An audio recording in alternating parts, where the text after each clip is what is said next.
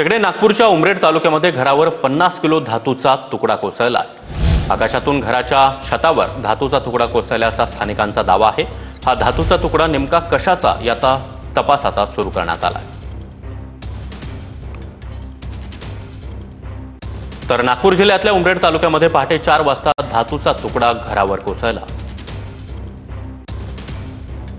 धातूचा तुकडा कोसळल्यानंतर स्फोटासारखा मोठा आवाज झाला। 50 किलो धातूचा तुकडा कोसळल्याने मोठा आवाज झाला। नागरिक देखील घराबाहेर पडले। ज्या घरावर धातूचा तुकडा कोसळला त्या घराच्या छतावरील भिंतीचा भाग देखील तुटलाय।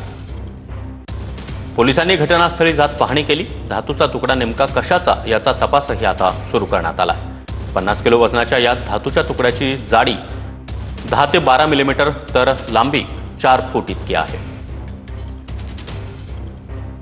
तर नागपूरच्या उमरेड तालुक्यामध्ये घरावर हा 50 किलो धातूचा तुकडा रात्रीच्या सुमारास कोसळला।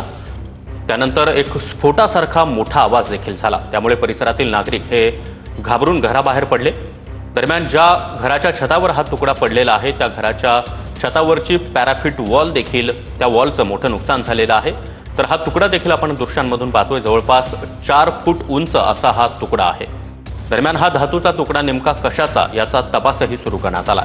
पोलीस देखील घटनास्थळी पोहोचले आणि त्यांच्याकडून संपूर्ण तपासाला सुरुवात करण्यात आली आहे। जिल्ह्यातील उमरेड शहरात कासे लेआउट आहे आणि या ठिकाणी बसेशंकर यांचं घर आहे।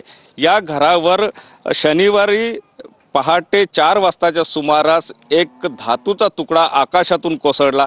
तो तुकडा या दिशेने आला आणि या भिंतीला जे आहे या ठिकाणी भिंतीला फोडून तो समोर गेला आणि या ठिकाणी आपण जर बघितलं तर या ठिकाणी विटांचे तुकडे आणि ह्या खत जो आहे तो आपल्याला पाहायला मिळते। तुला नेमकं काय त्या ठिकाणी जाणवलं, काय तुकडा होता तो आणि कशी परिस्थिती होती त्यांना? सर्वात प्रथम तर त्याचा स्फोट होणे आम्ही हादरलो होतो, परंतु आम्ही तुरंत आम्ही गच्चीवर आलो। 2 मिनिटं थांबलो, अजून स्फोटचा आवाज आला।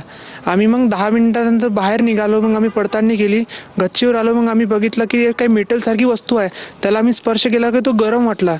तो मेटलचा असू शकते, तर 100% होतच बा, लेकिन कशाचा आहे हे पोलिसांनी पडताळणीनंतर आम्हाला माहीत पडलं। नक्कीच घरची मंडळी तर फार घाबरली होती, परंतु आजूबाजूचे जे आहे आजूबाजूचे सुद्धा नागरिक या ठिकाणी काय नेमका अनुभव होता आणि काय वाटत होतं तो सगळं बघितल्यानंतर? आम्हाला तर वाटलं की म्हणजे पहिले कशाचा आहे बा, बट तेव्हा ते बघितलं, हात लावून तर समजलं की स्पेसचाच असेल एखादी पार्ट वगैरे।